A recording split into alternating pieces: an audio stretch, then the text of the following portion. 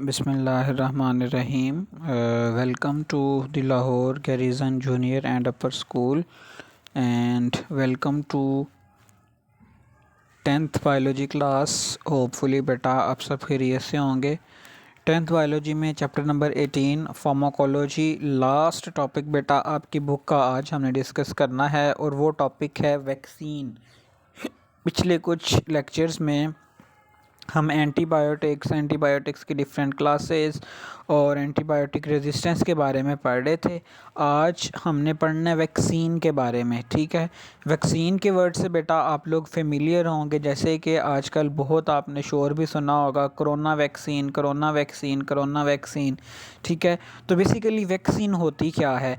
Vaccine बेटा आपके पास हम किसी भी ऐसे मटेरियल को कहते हैं जो जब आपकी बॉडी में इंजेक्ट किया जाता है तो वो आपकी बॉडी को स्टिमुलेट कर देता है, आपके इम्यून सिस्टम को एक्टिवेट कर देता है कि अगर वही बीमारी दोबारा से उसके जर्म्स आपकी बॉडी पे अटैक करें तो आपकी बॉडी पहले से ही आपकी बॉडी की जो आर्मी है, जो डिफेंस मैकेनिज़्म है, वो स्ट्रॉन्ग हो. ठीक है, इसको समझने के लिए देखें बेटा, अब कोरोना वैक्सीन है, हम क्या कह रहे हैं कि अगर किसी बंदे को कोरोना वैक्सीन लगा दी जाएगी, ठीक है, तो फिर उसको कोरोना होने का ख़तरा बहुत कम हो जाएगा. क्यों? देखो बेटा, बेसिकली वैक्सीन में होता क्या है, वैक्सीन में उसी बीमारी के कुछ वीकेंड, कुछ कमज़ोर या मरे हुए जरासीम होते हैं. ठीक है, जैसे कि कोरोना वायरस की अगर बात करें तो कोरोना वायरस की जो वैक्सीन होगी उसमें बेसिकली मुर्दा जो वायरस है, कोरोना वायरस, वही होगा. ठीक है,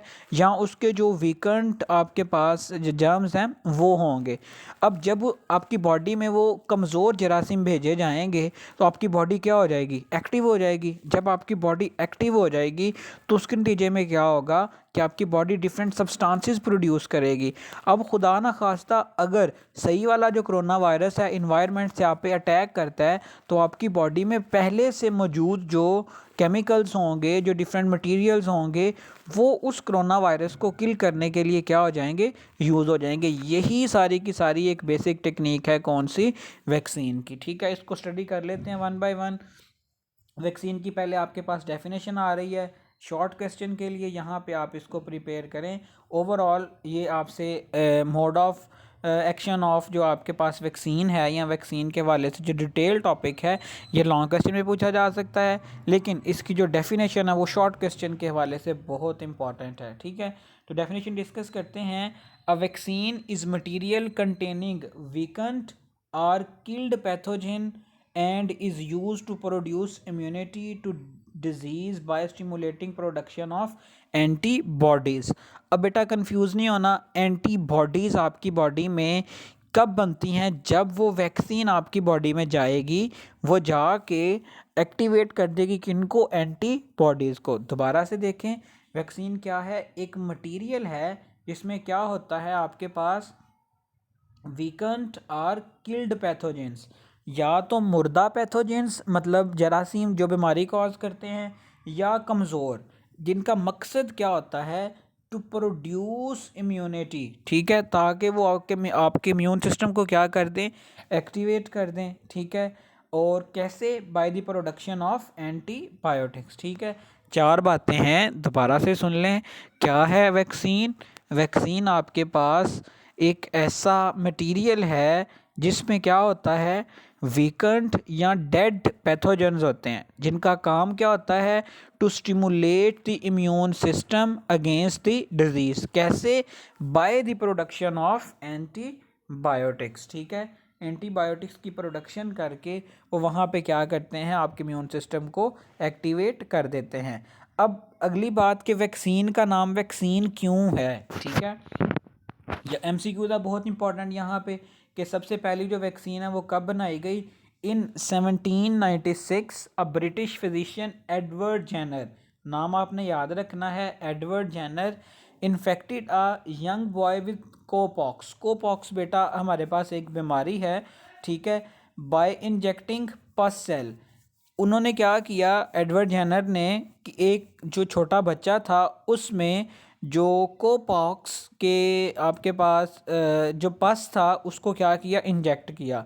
after that the boy had recovered from the cowpox. ठीक है, क्या हुआ कि जो बच्चा है वो उसको उस जो कोपॉक्स से क्या हो गया, वो रिकवर हो गया। Jenner injected the pus cells from smallpox patient into him.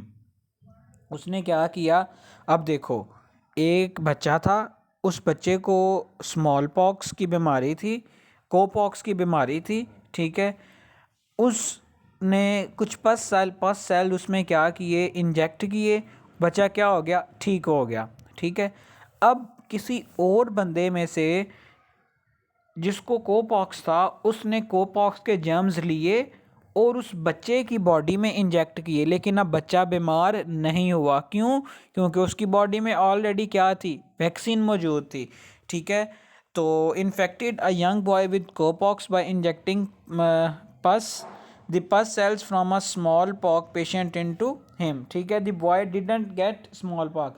दूसरी दफ़ा जो बच्चा है फिर वो बीमार नहीं हुआ। ठीक है, जब वो बीमार नहीं हुआ, क्यों नहीं हुआ? क्योंकि उसमें उसकी बॉडी में ऑलरेडी उस डिज़ीज़ के अगेंस्ट जो वैक्सीन है या जो इम्यूनिटी है वो डेवलप हो चुकी है। ठीक है, so it became clear that intentional infection with cowpox protected people from the small pox. ठीक है, कि कोपॉक्स जो है उसकी इन्फेक्शन को डेड ऑर्गेनिज्म जब हम किसी भी ऑर्गेनिज्म में इंजेक्ट कर देते हैं तो क्या होता है, फिर वो स्मॉल पॉक्स उस बंदे को नहीं होता। ठीक है, क्योंकि बेटा कोपॉक्स को बेसिकली वैक्सा को कहते हैं। ठीक है, तो इसी वजह से कोपॉक्स के लिए सबसे पहली वैक्सीन बनाई गई थी। इसी वजह से टर्म जो है उसको क्या यूज़ किया जाता है, वैक्सीन। ठीक है, और ये जो प्रोसेस जिसमें हम वैक्सीन किसी बंदे की बॉडी में इंजेक्ट करते हैं उस प्रोसेस को क्या कहते हैं, वैक्सीनेशन। आपको बचपन में पोलियो के कतरे पिलाए जाते हैं या जो हिफाजती टीके लगाए जाते हैं वो सब क्या होते हैं, वो वैक्सीन ही होती है। ठीक है, ताकि अगर आपकी आने वाली ज़िंदगी में खुदा न खास्ता कहीं पे पोलियो का जर्म या आपके पास जो डिफरेंट खसरा चीचक वगैरह के जो जर्म्स हैं वो अटैक करें तो आपकी बॉडी में पहले से ही उनके अगेंस्ट क्या मौजूद हो, इम्यूनिटी मौजूद हो। ठीक हो गया, चलें जी। अब नेक्स्ट जो क्वेश्चन है यहाँ पे आपके पास बहुत इंपॉर्टेंट कॉन्सेप्ट के हवाले से भी और वैसे पेपर पॉइंट ऑफ व्यू से भी, वो है mode of action of vaccine, कि जो वैक्सीन है वो किस तरह से काम करती है। ठीक है, अब देखो pathogens contain special proteins called antigen. कोई भी बाहर से जो जर्म आपकी बॉडी में एंटर होता है उसकी बॉडी पे कुछ स्पेशलाइज्ड प्रोटीन्स होती हैं जिनको हम क्या कह रहे होते हैं, एंटीजन्स। ठीक है, देखो when pathogen enter the body of host these proteins stimulate the immune response in host, that is the synthesis of antibodies. अब देखो बेटा होता क्या है कि बेसिकली आप इसे इस तरह से समझो कि जब दुश्मन आपके मुल्क में दाखिल होगा, ठीक है, लाइक उस कुछ स्पेसिफाई उसकी कोई निशानी होगी कि ये हमारा दुश्मन है, ये हमारा अपना है। ठीक है, उसकी बॉडी पे कुछ स्पेशलाइज्ड प्रोटीन्स हैं।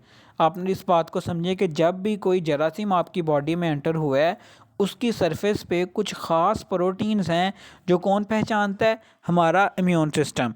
जब हमारा इम्यून सिस्टम उसको पहचानता है, पहचानने के बाद क्या करता है, उनको फिर उन प्रोटीन्स को किल करने के लिए, उन माइक्रो ऑर्गेनिजम्स को, उन जरासीम को किल करने के लिए अपनी तरफ से भी क्या बनाता है, कुछ प्रोटीन्स बनाता है जो उसकी सरफेस पे मौजूद थी पैथोजन की, उनको हम कहते हैं एंटीजन। और जो आपका इम्यून सिस्टम बनाता है उसको हम क्या कहते हैं, एंटीबॉडीज़। ठीक है, अब क्या होता है, antibodies bind to the pathogen and destroy them. Antibodies उन एंटीजन्स के साथ जाके मिलती हैं, जाके जुड़ती हैं और अटैक करती हैं और उनको क्या कर देती हैं, ख़त्म कर देती हैं। ठीक है, इन एडिशन, अच्छा देखो फिर ऐसा नहीं है, एक दफ़ा जब किल कर लेंगी तो फिर जो हमारा इम्यून सिस्टम है वो बहुत सियाना है, बहुत तेज़ है, फिर वो वहाँ पे मेमोरी भी बना लेता है। ठीक है, memory in addition memory cells are produced which remain in blood and provide protection against future infection with the same pathogen। ठीक है, अब कुछ मेमोरी सेल्स भी वहाँ पे बन जाते हैं कि खुदा ना खास्ता अगर दोबारा से कोई वही जरासीम जब अटैक करे तो उसका बंदोबस्त करने के लिए पहले से ही आपकी बॉडी में इम्यूनिटी मौजूद हो। ठीक है। When a vaccine is introduced into blood stream the white blood cells are stimulated. अब मैकेनिज़्म क्या है वो यहाँ से शुरू हो रहा है कि किस तरह से आपके पास जो वैक्सीन है वो काम करती है। देखो, जैसे ही हम वैक्सीन को ब्लड में इंजेक्ट करते हैं तो होता क्या है, आपके जो बी लिम्फोसाइट्स हैं वो एक्टिवेट हो जाते हैं। कौन एक्टिवेट होता है, एमसीक्यूज़ में पूछा जा सकता है। B lymphocytes recognise the weakened or dead pathogens as enemies, ठीक है, and start producing antibodies against them.